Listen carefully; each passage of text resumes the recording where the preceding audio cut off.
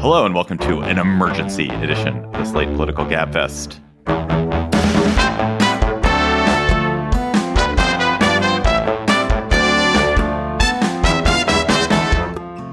June 9th, 2023, the Trump is indicted again edition. I'm David Plotz in Washington, D.C. I'm joined by Emily Bazelon of the New York Times Magazine and Yale University Law School from New Haven. Hello, Emily. Hey, David. John is on TV right now because we're talking right after Jack Smith's little statement. And so John is not able to join us. But you and I will talk about the extraordinary events of the last day. We taped a Gabfest yesterday. And of course, we anticipated that something would happen. And now that something has happened. And a reminder that we have a live show coming up this month, the end of this month, Wednesday, June 28th at 6th and I Historic Synagogue here in Washington, D.C. at 7:30. We are going to do a great live show. We have a special guest planned. We're not quite ready to announce it, but it's a great special guest.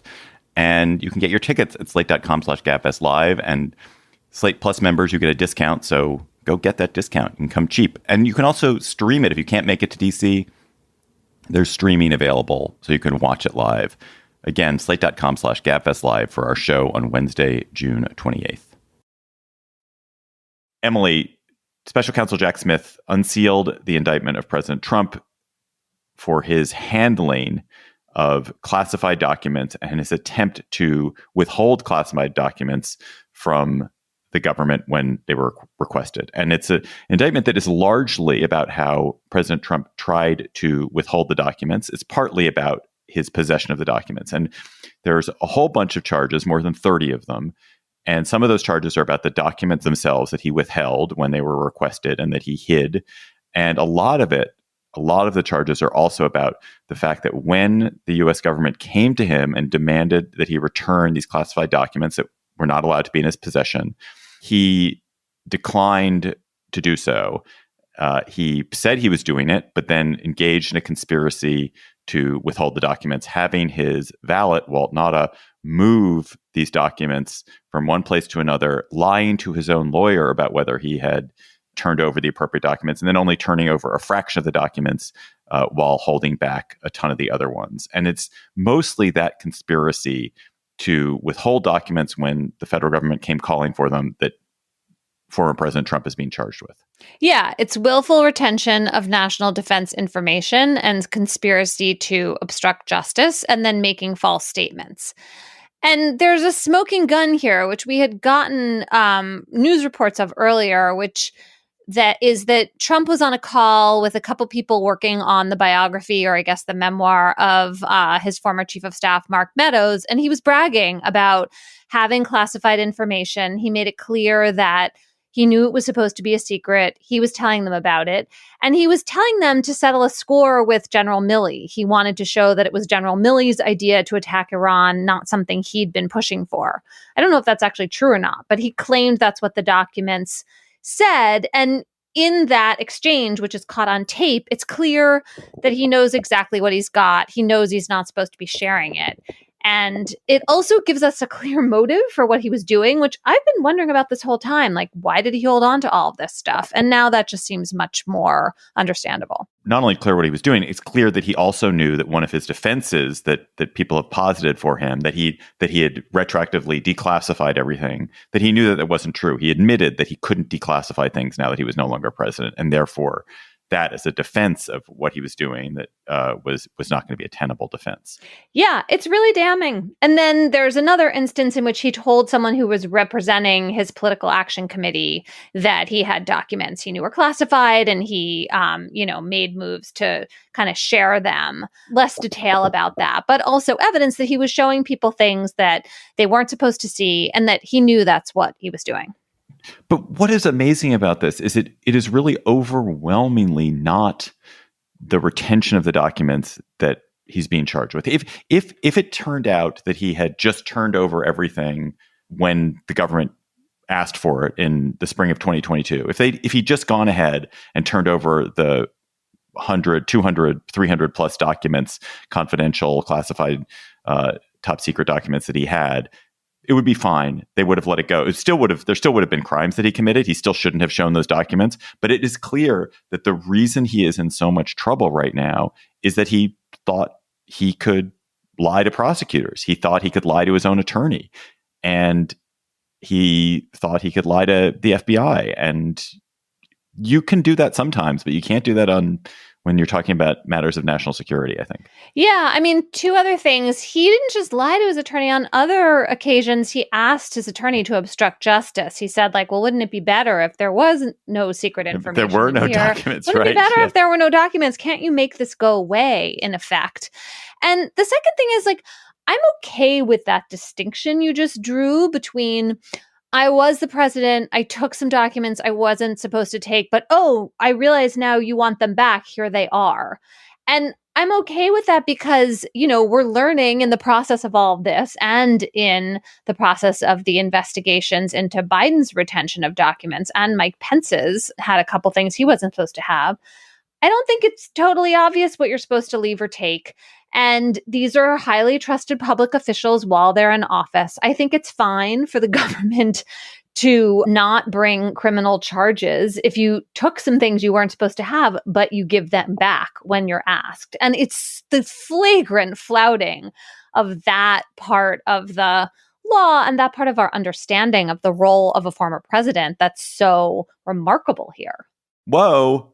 More breaking news, Gabfest listeners. John Dickerson is actually able to join us. John just got off the air at CBS, and he is now here with us. So I lied earlier. We do have John.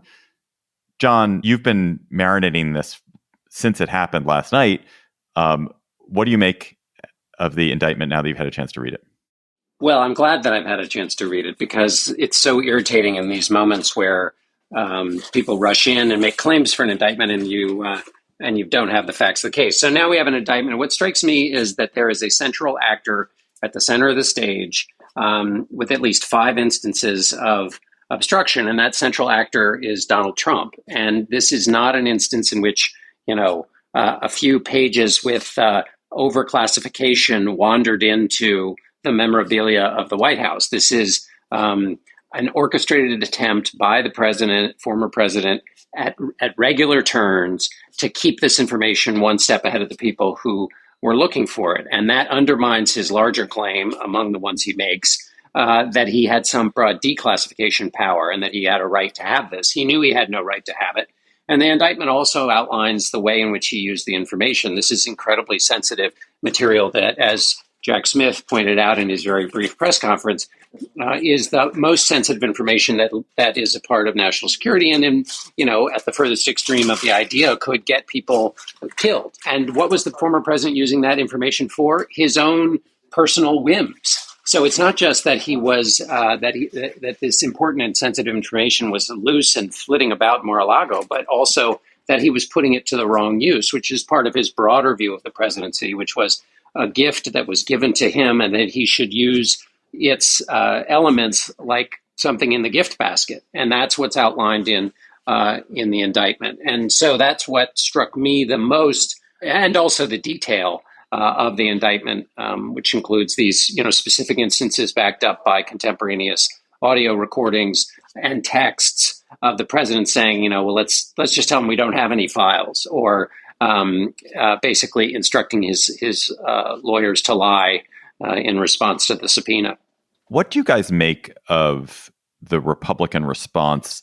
There was a prebuttal that happened where there was a significant Republican response from people who are kind of Trump allies within the party, or certainly people who don't want to offend Trump voters, who said, oh, this is weaponization of government. This is, prosecutorial overreach. This is a political vendetta. That was before the indictment comes out. Do you think there will be any reconsideration of it from any parts of the Republican Party now that there are specific chapters and verse here? Or is this is going to be a political football and Republicans just simply will not be able to acknowledge that there's a legitimacy to this prosecution? I'm feeling like it's the latter. Some people, Mitt Romney and the usual people who try to adhere to a set of standards and norms have said this is reason for him to stop his campaign, and he brought this on himself, and he behaved, wrongly in multiple different instances. I don't know, even though the evidence is pretty powerful, and the fact that Jack Smith said so little at his press conference suggests that the indictment will do the talking for him. Sometimes they say the more you talk, the less you say. Well, when you say so little, maybe it means because you've said a lot in your indictment. I don't see how they can get around. But we've said that before. I know. Exactly. And also that's in fact, as we've also said before, that's in fact why it's so hard to condemn something, because the thing you end up condemning, and this is something the candidates running against former President Trump are wrestling with in the campaigns, is if you say that he has fatal flaws of character, then the question is, well, when did you notice those fatal flaws of character, and why are you only speaking up now? So the things that you might condemn him for in this indictment would be of a piece of behavior that goes, back to the Mueller report. The Mueller report charged Trump with obstruction. It said it didn't charge him formally, but it said that he had not been exculpated of obstruction, and that it was a decision that was based on, I think, and Emily, you can correct me if I'm wrong, that Mueller's reading of whether you could go after an actual sitting president. But my point is that obstruction has been in his toolkit for a long time. So if you don't like it in this case, why didn't you like it in the previous ones, is one of the things that would hang up anybody who would try to get off the train at this moment. So this is the case of the many potential prosecutions of Donald Trump that lawyers like the best, right? It's very clear. It seems buttoned up. They have a lot of evidence. They laid it out clearly. There are charges that seem to very neatly apply. And also bonus points for getting the indictment sealed today, rather than having days of an asymmetrical PR war in which Trump and his allies and all the Republicans are saying all kinds of things, and there are no specific facts for the government to counter with. All of that said, it makes me think that maybe the Republicans are committing a political error here. I mean, can anyone look at their statements with a straight face and imagine that if the shoe were on the other foot and this was a Democratic former president being charged, that they would not be outraged? I mean, I would like to think that Democrats, if this was a Democratic president, would be saying that this behavior is clearly unacceptable, just like Mitt Romney is saying. To just possibly ruin your very good point with just a little more detail, think about one of the major issues that helped Donald Trump become president. It was his suggestion that Hillary Clinton's mismanagement of classified records was such a fatal flaw that she shouldn't be voted into the presidency. And the number one thing, or in the top three anyway, things chanted at his rallies was lock her up because of her supposed mishandling of classified material. So, I guess the only other way it would be more of a comeback around would be if it turned out that Donald Trump was actually not born in the United States. Yeah, but gosh, he's by far the front runner. Like, everyone knows these terrible facts about him. Maybe there are still voters on the margins who, now that he's been shown, or possibly will be shown to be a federal criminal who mishandles classified information, that'll be finally people will be like, all right, well, now I can't vote for him. Now, okay, fine, sure, I won't vote for him now. It just feels like obviously he should be charged if he committed these crimes, or if they believe he committed these crimes, he should be charged. He should be put on trial. I find it so hard to imagine this disrupting in any significant way the political dynamic in this country. That's what's demoralizing. Well, so, okay, but I still feel like it's important to acknowledge there's this other layer of other Republicans jumping out in front to defend him, right? Maybe the Republican primary electorate is totally unmovable, but I don't think that can let off the hook all these public officials who are racing. And I know you're not saying that. I just feel like it's really important to just think about this for a minute. That's definitely right. I think the only other thing I would add, David, and I don't know that this is, but you could imagine this playing a similar role, actually, though the facts of the case are obviously wildly and vastly different.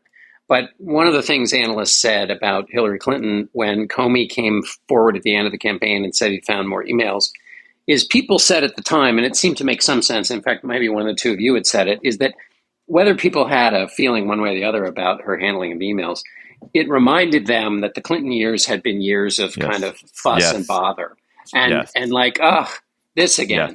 Well, I wonder if a similar thing could happen in the Trump. And the benefit of that is embedded in it is to use a 10-cent phrase, a permission structure that allows you to say, I didn't really forgive him any bad sins, so I'm not a bad person.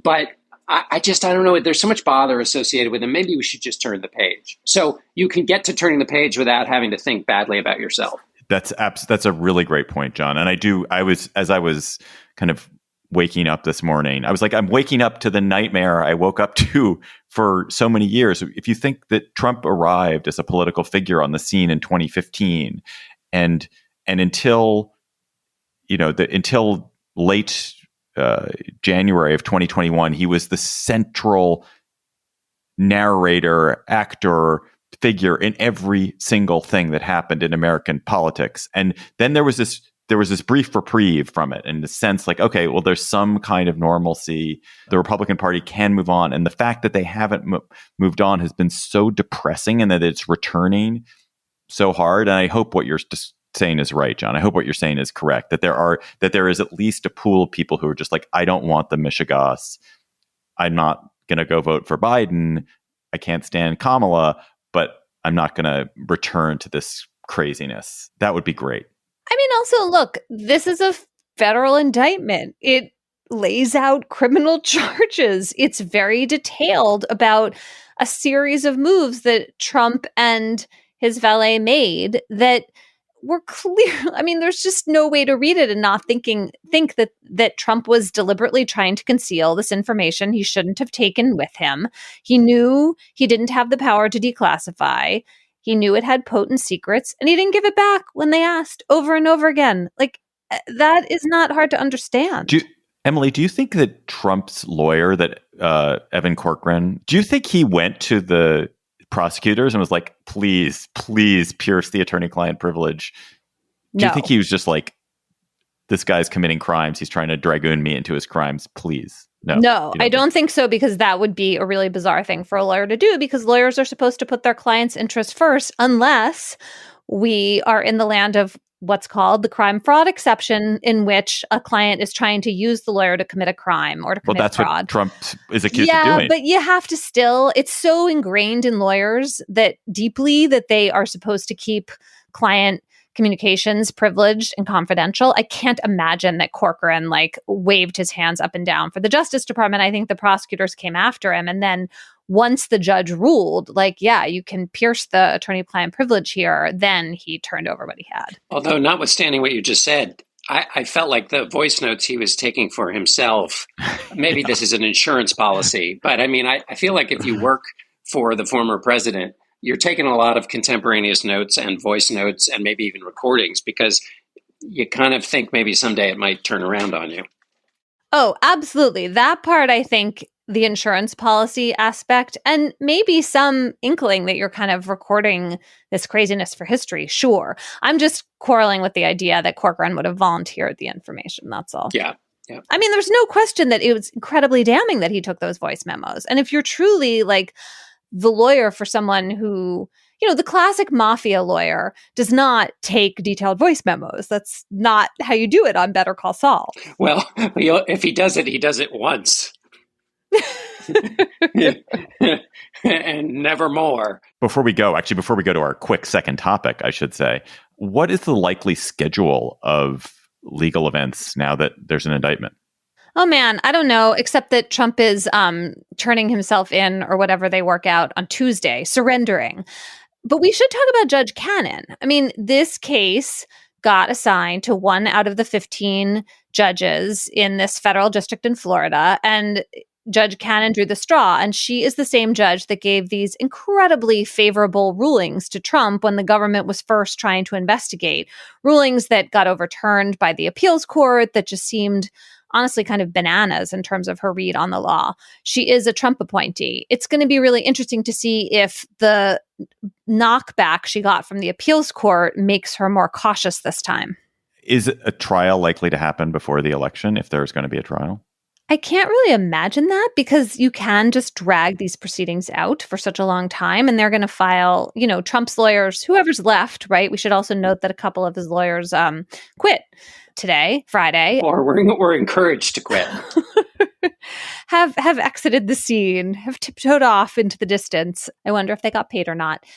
Yeah, I mean, it just seems like whoever's representing Trump will throw every single, what's the metaphor? Throw every snowball you can possibly throw into this case. And that it's going to be important for the courts to show that they're taking all those claims seriously and considering them. And I don't know if this case is going to stay with Judge Cannon or not, but whoever is holding on to it is going to have to be a model of judicial rigor. And so I would just assume that they'll be able to stall it out. But I don't know. It's pretty far away, the 2024 election. So we'll see.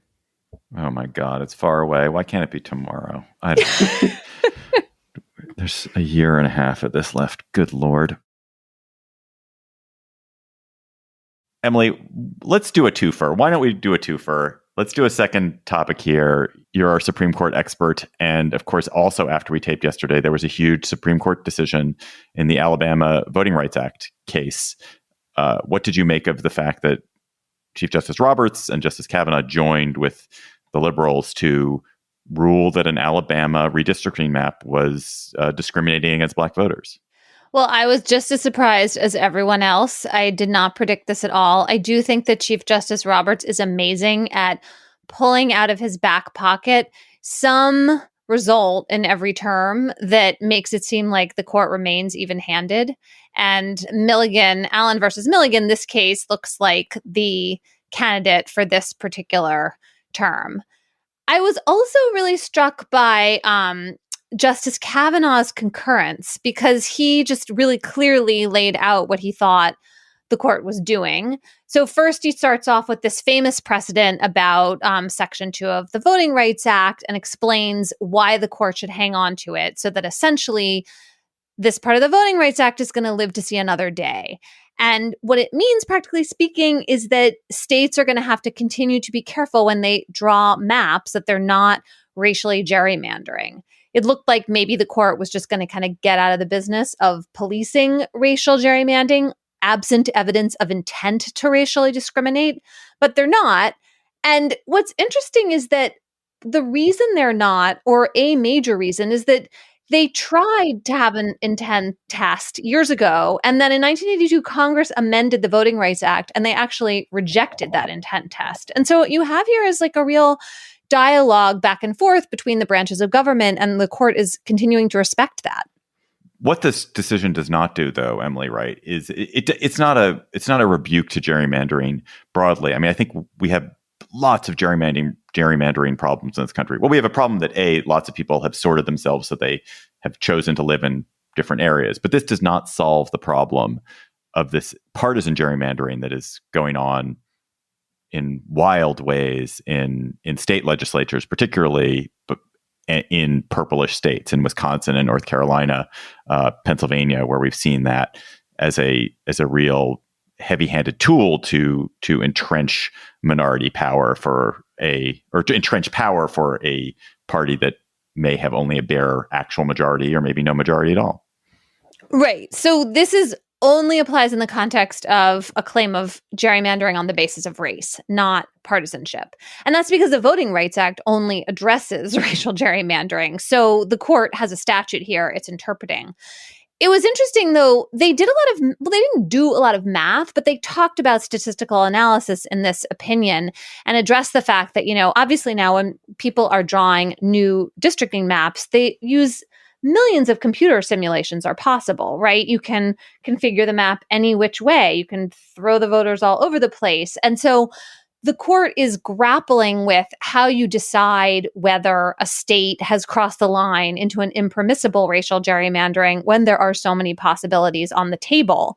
And I kind of think that in acknowledging that there are all these possibilities, but as long as you have some possibilities that allow for preserving the power of a racial minority while also doing things like keeping a city or a township together, what's called a community of interest, by acknowledging that balancing, there is an avenue toward addressing political gerrymandering here, because it's the same problem. But in previous political gerrymandering decisions, the court acted like that was an impossibility. And so that will remain the law. That's our special edition. It feels like if we do a special edition every time Trump is indicted, we could be maybe we should just have a whole special edition, because he could be indicted at least twice more in the next couple of months. It's really, oh my gosh, it's true. I thought you were kidding, and then I realized actually you're not. That's not kidding. That's incredibly plausible. Not kidding. Mark Meadows and others who have testified in the documents case are key players with respect to January 6th as well. So that, and then of course Fulton County is the other thing you're thinking about. Can I ask you guys one more question? Does anyone want to pour one out for Walt Nauta, the valet, in this position? I mean, he lied to the FBI. That's not great. He's being charged with making his own false statements. Do you feel sorry for him? It's a really good point. I think that poor Walt, you can imagine people saying, this is the cost. Basically, this one poor guy who's having to pay for Donald Trump's behavior. I wonder if that changes the way this cuts for people. But yeah, poor guy. And I wasn't quite sure whether that was basically a part of the process of Trump basically hiding the documents from his own lawyers. But I haven't quite figured that out yet, or if it's proved in the indictment. I'm not sure whether I feel sorry for him yet, because we don't know quite enough. But I mean, going to work for President Trump, it's a long time we've known the character of this man. A long time we've known who this person is. And to make that choice to work with someone who is of such low character is a choice. And I don't know. I mean, Walt Nauta may be a wonderful person, and he may help every damaged frog get across the highway and have a home for widows and orphans out back. But you work with Trump at your peril, and we all know that.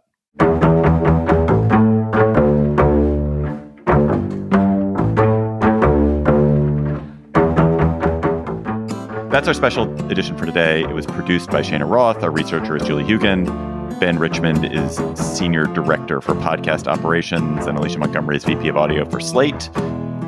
We will be back with a regular episode, unless Trump is indicted again next week. Who knows? Maybe we'll be back Monday, maybe over the weekend. But otherwise, till then, I'm David Plotz for John Dickerson and Emily Bazelon.